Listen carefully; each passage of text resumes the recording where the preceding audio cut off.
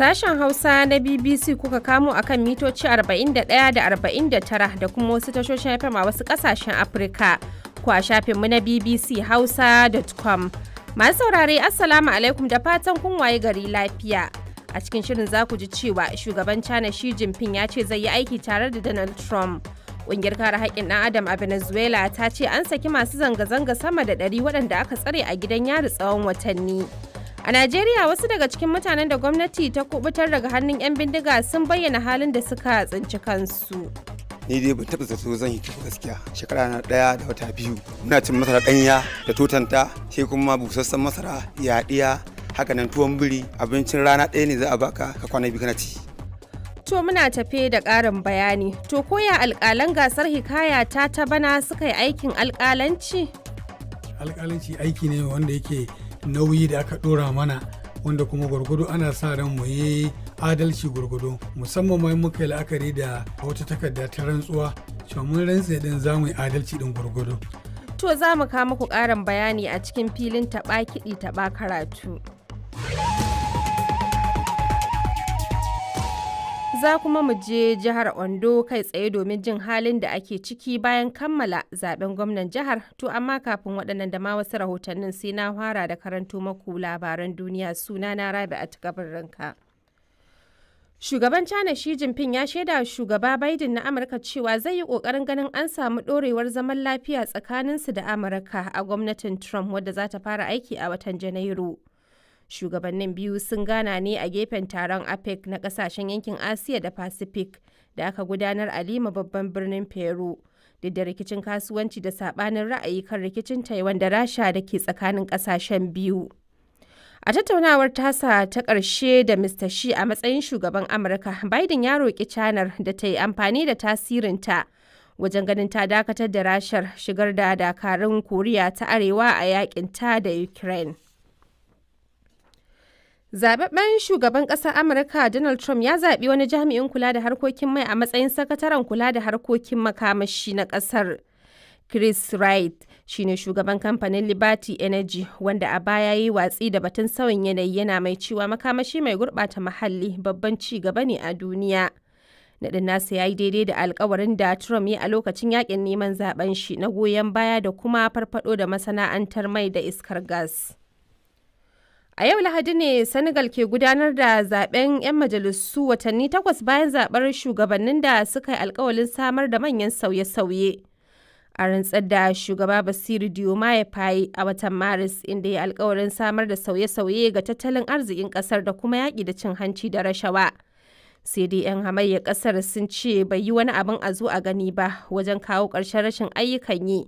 Da kuma dakatar da mutanen da ke sayar da rayuwarsu wajen ƙoƙarin tsallakawa ƙasashen turai ta hanyar amfani da jiragen ruwa ba bisa ƙa'ida ba. This election is expected to be a judgment on their leadership so far. Wakilin BBC ya ce a wannan zaben ne za a iya yanke hukunci kan salon mulkin sabuwar gwamnatin, inda magoya bayan ta ke cewa akwai buƙatar ta samu rinjaye a majalisar ƙasar kafin ta samu ta iya cika alƙawurran da ta yi wa 'yan ƙasar. To labaran duniyar na zo maku ne daga nan BBC. Ƙungiyar kare haƙƙin ɗan Adam a Venezuela ta ce an saki mutane sama da 100 waɗanda aka tsare a gidan yari sakamakon hargitsi da aka samu a watan Yuli a zaben shugaban ƙasar. An ga yadda sojoji suka rika raba ko kuma raka mutane wajen iyalansu a wajen gidan yari a jiya Asabar. Jagororin hamayya a ƙasar sun nuna jin daɗi kan matakin da suka kira da saka waɗanda aka tauyewa haƙƙi. Mutane sama da 800 ne ciki har da mata da ƙananan yara aka yi amanar an kama a lokacin zanga-zangar adawa da gwamnati bayan sanar da shugaban ƙasar mai ci Nicolas Maduro a matsayin wanda ya nasara a zaben shugaban ƙasar. Relatives of many of the detainees say they had not joined the protests and alleged some. Wakiliyar BBC ta ce 'yan waɗanda abin ya shafa sun ce yawancin waɗanda aka kama ba su shiga zanga-zangar ba sun kuma yi zargin an azabtar da mutanen nasu. Gwamnatin Birtaniya ta ce za ta linka tallafin kuɗi da take bayarwa domin tallafawa fararen hula da yaƙi ya ritsa da su a Sudan, inda ta ce za ta samar da sama da dalar Amurka miliyan 140. Za a amfani da kuɗaɗen ne wajen samar da abinci da matsuguni da kuma ilimi ga mutane sama da miliyan waɗanda ke cikin ƙasar da kuma waɗanda suka tsere zuwa ƙasashe makwabta. About half of Sudan's population is facing food insecurity, according to the Wakiliyar BBC kenan take cewa shirin samar da abinci na Majalisar Ɗinkin Duniya ko kuma shirin samar da abinci na duniya ya ce kusan rabin al'ummar Sudan na fama da matsananciyar yunwa. Yakin da aka kwashe wata 18 ana yi tsakanin sojojin ƙasar da dakarun RSF ya jefa ƙasar cikin mawuyacin hali. To ƙarshen labaran duniyar kenan daga nan BBC.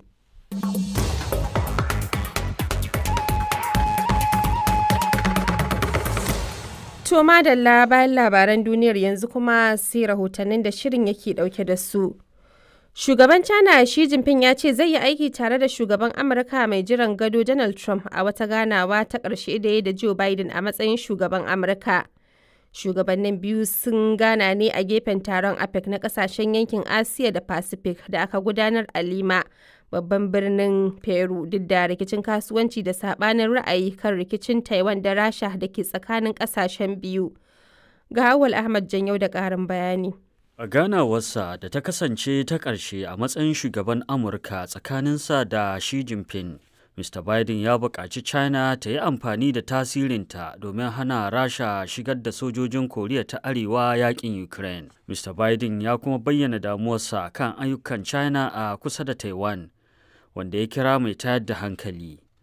Mr. Xi ya ce duk da akwai 'yar tsama tsakanin Amurka da China, amma cewarsa sun taka muhimmiyar rawa wajen tabbatar da zaman lafiya a duniya. Ya kuma ce hulɗar China da Amurka ba za ta sauya ba. Mr. Xi ya yi alkawalin zai yi aiki da Donald Trump. Sai dai masu sharhi sun ce dangantakar Amurka da China na iya yin tsami sosai idan Trump ya koma kan karagar mulki nan da wata biyu. Sakamakon wasu dalilai da suka hada da alkawarin ƙara haraji kan kayayyakin da China ke shiga da su Amurka. Karo na uku kenan da shugaba Biden ke ganawa da takwaransa na China, da suka hada da taron APEC a bara a San Francisco, inda shugabannin biyu suka amince za su yi yaƙi da safarar miyagun ƙwayoyi da kuma sauyin yanayi. Rahoton da Awal Ahmad Janyau ya haɗa mana kenan. Hukumomin tsaro a Najeriya sun yi ƙarin haske kan yadda aka kubutar da mutane 58 da 'yan bindiga suka kama a yankin ƙaramar hukumar birnin Gwari da ke jihar Kaduna. Tuni gwamnatin ta miƙa mutanen ga gwamnatin jihar Kaduna bayan kula da lafiyarsu. Ga dai ƙarin bayani a cikin rahoton Bahari Muhammad Fage. Mutanen da aka ceto daga hannun 'yan bindigar su 58 waɗanda suka hada da mata 23 da maza 35 an kama su ne a ƙaramar hukumar Ɗanja da ke jihar Katsina a hare-hare mabambanta. Tukunna aka gangara da su yankin birnin Gwari da ke jihar Kaduna. Mafi shekarunsu shine Malam Ibrahim Audu ɗan shekara 65. Mafi kankantar cikinsu kuma wani jariri ne da bai kai shekara guda ba wanda aka kama mahaifiyarsa watanni 3 baya. Babban hafsan tsaron Najeriya Janar Christopher Musa ya ce aikin haɗin kai da suke yi tsakanin gwamnatoci da kuma mutanen gari da suke ba su bayanan sirri shine ya kai ga samun wannan nasara ta kubutar da waɗannan mutane. Bari mu fara mu ce mun gode ma Allah da ya bamu ya samu wannan nasara. Shi shugaban kasa through office din shi National Security Advisor suna bamu gudunmuwa sosai abubuwan da yake so da mu ci gaba da aikin da muke. Mutanen da aka kama su in ka magan su kasancewa waɗannan suna so su samu abin da za su ci ne abin da za su sha. Wani zai tashi ya je ya kama waɗannan ya samu me in ba keta ba da bugunci. Amma muna so mu gaya ma duk 'yan ƙasa cewa muna nan muna aiki kuma muna aiki tare. Muna roƙan jama'a kada a haɗa kai da waɗannan miyagun mutane. Duk ko ina ne aka gansu a gaya muna. To muna so mu gaya ma sauran 'yan ta'addan kuma da ba su so su miƙa wuya cewa mu ba za mu zauna ba sai mun same su. Kamar wani abu aka biya ne aka an so su? Kwabo ba a biya ba. Mutane ne ake aiki kowa ya gaji so kowa na kawo gudunmuwa shine yasa muka samu wannan abu. Idan aka kawo su abin farko da aka yi an samu likita ya zo ya dube su duka waɗanda ba su lafiya aka ba su magunguna sannan aka ba su abinci don ka gan su a yunwace suke. Da aka yi wannan aka dudduba su da lafiyar jikinsu aka samu su kayayyakin da suturan da za su sa shine aka dawo da su nan. Sani Liman Kila shine shugaban ma'aikatan gidan gwamnatin jihar Kaduna wanda ya karɓi mutanen a madadin gwamnan jihar Sanata Ubasani. Ya ce ba ko da yaushe ne ake buƙatar yaƙi da 'yan bindigar ba, domin kuwa a lokuta da dama sulhu na taka muhimmiyar rawa wajen ceto mutanen da aka yi garkuwa da su. Kasan rana ce da yau da ake farin ciki da dukkan families da mu kamar yadda shi shugaban sojoji ya faɗa. Wannan harka ce wadda da security da malamanmu masarautu kowa da kowa security na kowa ne. Wannan haɗaka da aka yi shine Allah ya kawo wannan nasara. Wasu suna cewa kamar sulhu baya yi. Sulhun da kake magana shi yasa kaga wayannan ai sun kubuta daga hannunsu. Wasu daga cikin waɗanda aka kubutar sun bayyana halin da suka tsinci kansu a lokacin da suke tsare. Ni dai ban taɓa zato zan hito gaskiya, na haƙura kwata-kwata. Shekara na 1 da wata 2 tun a Agusta aka ɗauke ni, saboda haka muna godiya ga Allah, muna godiya ga wannan gwamnati. Yaya rayuwa a hannun waɗannan mutane? Ba daɗi, abincin mu dai muna cin masara ɗanya da tutanta, sai kuma busassan masara, yaɗiya, haka nan tuwon biri, abincin rana ɗaya ne za a baka ka kwana 2 kana ci. Shine ka'idarsu. Ya kake ji za ka ƙara haɗuwa da iyalinka bayan wajen shekara 1? Ha, to ai har ma na haƙura su dama, yanzu za su dawo gida. A gaskiya ina matuƙar farin ciki. Ban taɓa tunanin zan dawo gida ba, domin a ran da suka zo har gida suka kama ni da ni da yara na 2. A cikin jini na wuce na ban mijina kwanci.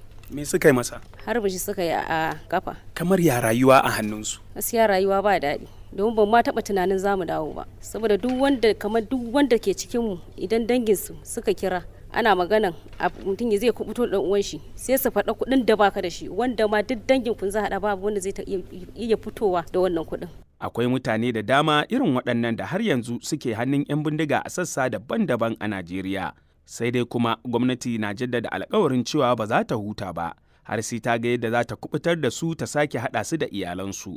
Buhari Muhammad Fage, BBC Hausa, Abuja, Najeriya.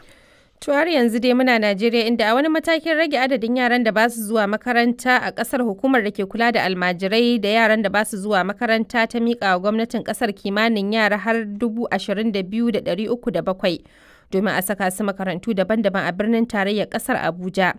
A shirin da aka kaddamar a wasu yankunan Abuja, hukumar ta bayyana cewa gwamnati za ta ɗauki nauyin karatunsu daga matakin firamare har ya zuwa sakandare kyauta. Ga rahoton Zubairu Ahmad. Kananan yaren da ba su zuwa makaranta akan dalilin talauci da rashin sanin muhimmancin ilimi da ma almajirai da ke garramba a tituna da gidajen sayar da abinci da kasuwanni a Najeriya har 22,307 ne aka tattaro daga yankunan birnin tarayya Abuja domin saka su makaranta. Wannan matakin dai da ministan babban birnin tarayyar kasar Nisa Muke ya fito da shi na da zimmar tallafawa yaran daga matakin aji na farko na makarantar firamare ya zuwa kammala sakandare. Hukumar da ke kula da almajirai da yaren da ba su zuwa makaranta ta Najeriya ta fara da yankunan Karu da Daidai da Kuje da kuma Kado a matsayin gwaji. Na zanta da wasu daga cikin iyayen da yaransu suka samu shiga cikin wannan tsarin a Kuje da Kado da kuma Daidai, waɗanda suka nuna gamsuwa da wannan taimakon hukuma na ɗaukar matakin saka 'ya'yansu makaranta. Gaskiya mun gode wa Allah ya ƙara yadda, Allah Ubangiji ya ƙara azurta shi, ya ƙara ɗaukaka wanda ya bahi. Baya ga haka kuma an san cewa iyaye za su rika korafin sabulu ko kayan sawa na makarantar yara. Shin wani tanadi kuka yi don ganin cewa kun ba da haɗin kai 100% ƴaƴan ku sun samu ilimi? Za mu wanke musu minifan ɗin komai, da mu wanke musu, za mu tanaza mu wanke musu su fito tsaf-tsaf yadda kowa yake son ya gansu. Mun ji daɗi, Allah ka sanya alkhairi, sannan kuma muna fatan mu masu marayu da Ubangiji Allah ya sa mun ji daɗin wannan al'amari, kuma Allah ya sa ya ɗore mana da haka. Akwai yaran ki ne ciki? Akwai yara na guda 3. In shirya su, in gyara kuma in zan masu kyautata musu kyakkyawar tarbiyya, wanda zan sa su gaba in bi su. Shirin ya samu goyon bayan daga da hakimai waɗanda suka ce abin a yi maraba da shi ne. Alhaji Muhammadu Salihu shine magajin garin Zuba. Kai muna farin ciki sosai don kowa ya sani irin matsalolin da ake shiga game da batu yaran da ba su zuwa makaranta. Kowane rigima zai tashi fa a nation su ake amfani da su hargitse nan su hargitse tsin don ba su san ciwon kansu ba. So wannan abin kan yana faranta muna ciki. Hukumar da ke kula da almajirai da yaren da ba su zuwa makaranta ta Najeriya dai ta fito da wannan matakin ne domin ya zama silar magance karuwar matsalar tsaro a arewa da ma yawon banza a titi, kamar yadda sakataren zartaswa na hukumar da Muhammad Sani Idris ya shaida min. Lokacin da aka rantsar da shugaban kasa, daga cikin abubuwan da suke damunsa shine yaya za a yi a ce muna da al'umma sama da miliyan 20 ba sa zuwa makaranta, suna garin ba kan titi. Ai hatsari ne a kyale su ba karatun arabi ba karatun boko, kuma wannan ma'aikata tamu kamar yadda ka ji sunanta aikinta kenan ta gyara harkar almajirai. Wannan somantaɓi ne bisa yarjejeniya da muka kulla tsakaninmu da shi minista na FCT, muka amince cewa wayannan yaran su za a ɗinka musu uniform, wayannan yaran za a ba su littattafai, wayannan yaran za a ba su takalma, wayannan yaran ba za a karɓi ko kwandala a hannunsu ba, kuma su ma kamar dan kowa za su koma makaranta. Wani bincike da asusun yara na Majalisar Ɗinkin Duniya UNICEF ya fitar ya nuna cewa kimanin yara miliyan 10.500 a yankin arewa maso gabas da arewa maso yammacin Najeriya yan tsakanin shekaru 5 zuwa 14 ne ba su samun damar zuwa makaranta sakamakon talauci da matsalolin tsaro, inda ake ganin wannan matakin da gwamnatin kasar ta fito da shi a yanzu zai iya zama babban gimshikin kandagarkin kalubalen tsaro da lalacewar tarbiyyar yara a yankin arewacin Najeriya. Zubairu Ahmad, BBC Hausa a Abuja, Najeriya. To yanzu karfe 7 ne saura kwata a garin 'yan tumaki na jihar Katsinan Najeriya, haka lokacin yake a Katsinan Maraɗin Jamhuriyar Nijar. Wato 6 saura kwata kina agogon GMT da Ghana. Rabi'atu Kabirin kace ke gabatar maku da shirin daga nan sashen Hausa na BBC.